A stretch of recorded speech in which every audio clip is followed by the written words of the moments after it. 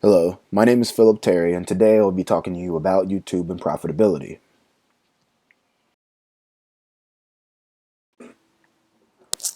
First, here's our agenda.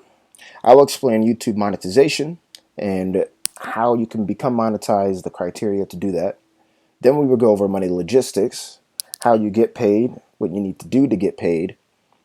Then I will tell you about ad revenue, the specifics on how ads work, and then I'll end with alternate streams of revenue because, spoiler alert, you are going to need them.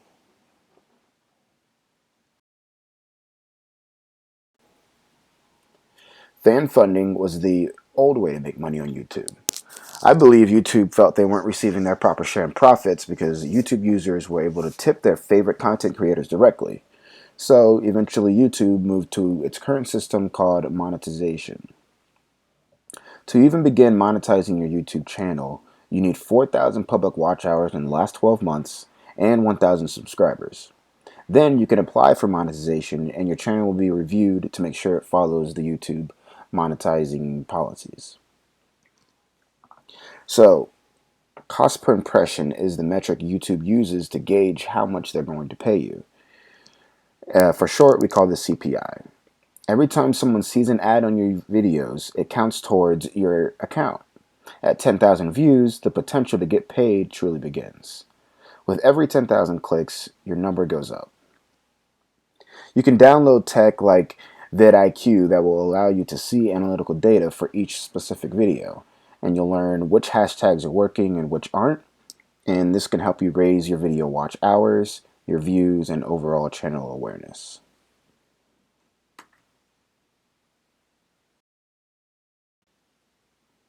So first, let me explain what an impression is, because I wasn't clear when I was doing my research.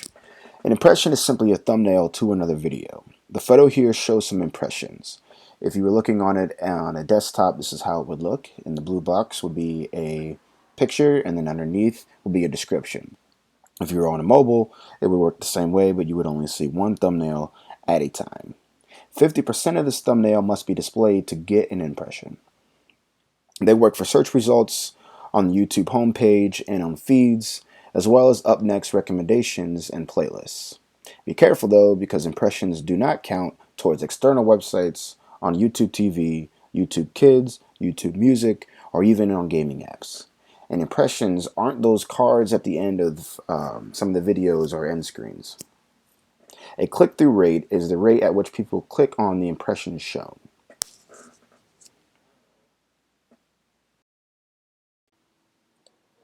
So let's talk about the technology that actually pays you. The program is called AdSense. It is a program run by Google that actually pays YouTubers as well as other partner sites like Blogger. As I said before, YouTube has a set of rules you have to follow in order to be eligible for monetization. AdSense has their own set of criteria, but that will mostly only come into effect for monetizing sponsor ads on your own website. YouTube is only second to Google as a search engine. Therefore, to make money, use YouTube as a search engine before even choosing the name of your video or even a video idea.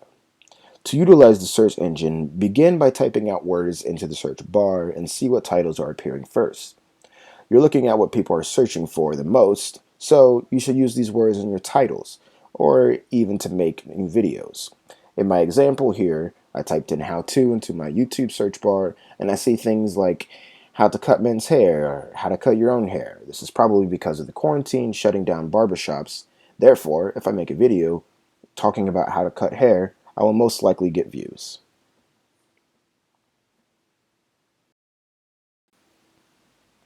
So, what is YouTube looking for in your videos? You want to focus on structuring your videos to maximize watch time. The watch time of your video is more important than subscribers, likes, or even comments.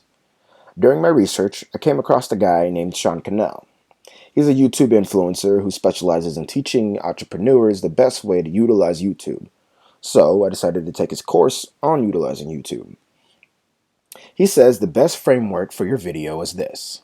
You want to start with the hook, letting the viewer know that they are in the right place. You want to be short and powerful. The next is the bumper. It's optional. It's a few seconds long. It lets the viewer know about your channel and shows reviews. It's almost like a short commercial for yourself. Next up is the intro, also short. You want to tell them who you are and any authority you may have. This would include things like degrees and awards that are relevant to the topic. But you always want to introduce yourself because you want new people to watch this and they don't know who you are, and therefore you need to introduce yourself. Finally, we come to the content. You want to deliver value. Sean says be brief, be bright, be fun, and be done. Be as short as possible, only as long as it needs to be, but give your content some structure. Next up is the question of the day. You want to be asking something relevant to your viewers about the content they just watched and have them comment below. Asking for comments will 100 times give you more comments than assuming people will automatically comment. Just remember, no complex questions. Finally, we come to the outro / call to action.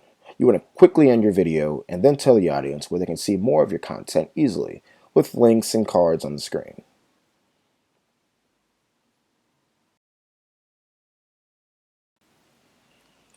So, in reality, ads are not what makes YouTubers the most money. The average CPI is only $2, and that ranges from a few cents to $10. This price is set based off of an algorithm at YouTube's discretion. So YouTube is going to look at the price of the ad, if the audience is watching the whole ad, if the audience is even in the target market for the ad, and how popular your channel is.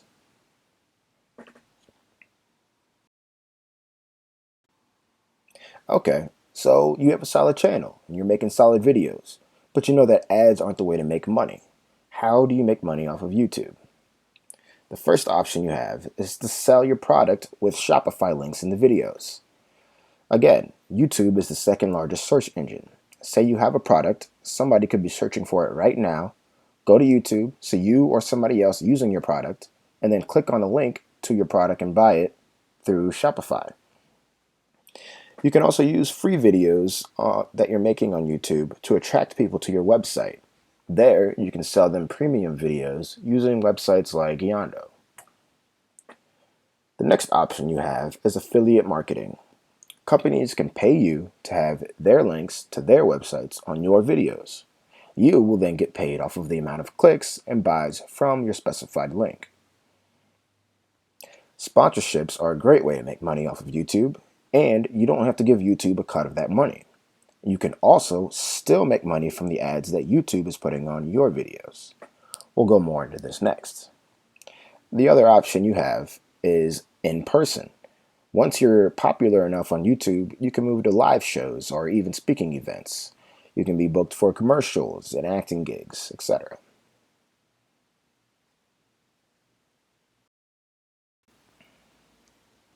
So here's a little bit more on sponsorships. Brands aren't necessarily looking for a huge following. You can get brand deals with as little as 7,000 subscribers. The smaller influencers may be more valuable with niche groups, and the smaller influencers have more authenticity.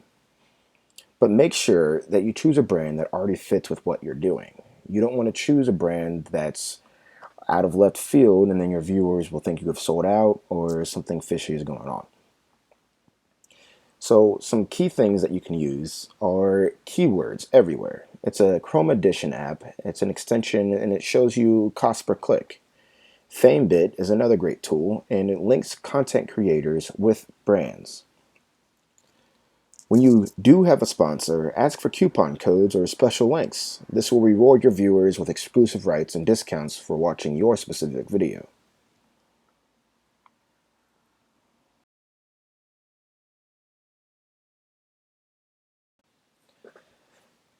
Thanks for listening to my presentation. Here are a few questions for the class. Do you have a favorite YouTuber? What makes you want to watch their videos over other people's videos? If you don't use YouTube often, what keeps you from the site? Or is there another search engine that you are most likely to use, and why? Say you want to be or you are a content creator. What type of content do you create or want to create, and why? Here are a few references. And thank you again for listening to my presentation.